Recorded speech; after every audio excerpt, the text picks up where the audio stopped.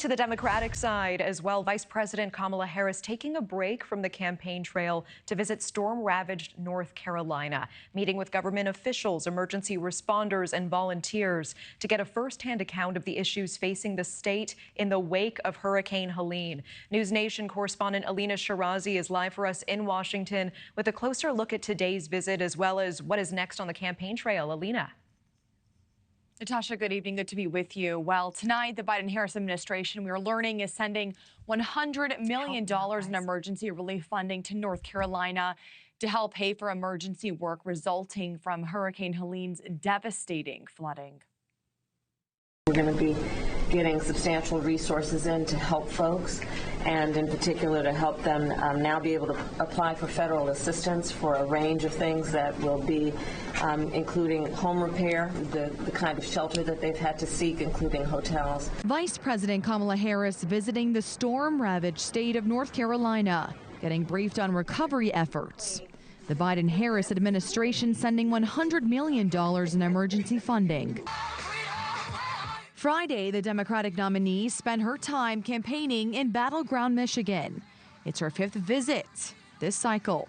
Harris first delivered remarks to local union members at a firehouse in Detroit. The vice president attacking Trump as anti-union. This is a man who has been a union buster his entire career, who has called union leaders, quote, dues-sucking people. And as president, he did not lift a finger to save the pensions of millions of American workers. We did. Later, Harris was joined by Michigan Governor Gretchen Whitmer and Michigan State alumni and Hall of Famer Magic Johnson. Harris making another pitch to working-class voters in the union stronghold.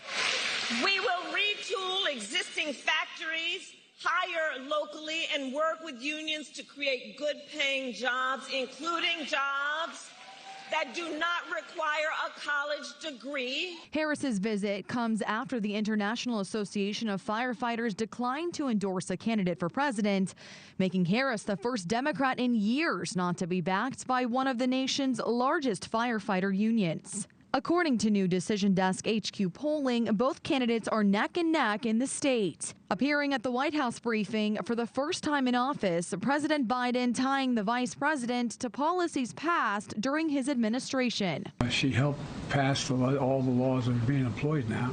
She was a major player in everything we've done, including passage of legislation which we were told we could never pass. Her staff is interlocked with mine in terms of all the things we're doing. Next week, former President Barack Obama will campaign with Harris across battleground states, planning several events in the final 27 days before the election.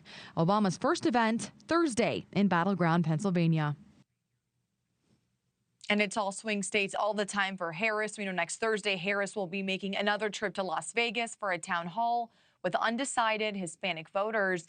Natasha, we know they are a key voting bloc that both of the candidates are trying to win over in that last stretch before Election Day. That last stretch, just a month left. It's hard to believe. Elina Shirazi live in Washington with that. Thank you. Thanks for watching. Go to joinnn.com to find NewsNation on your screen. And don't forget to click the red subscribe button below to get more of NewsNation's fact-driven, unbiased coverage.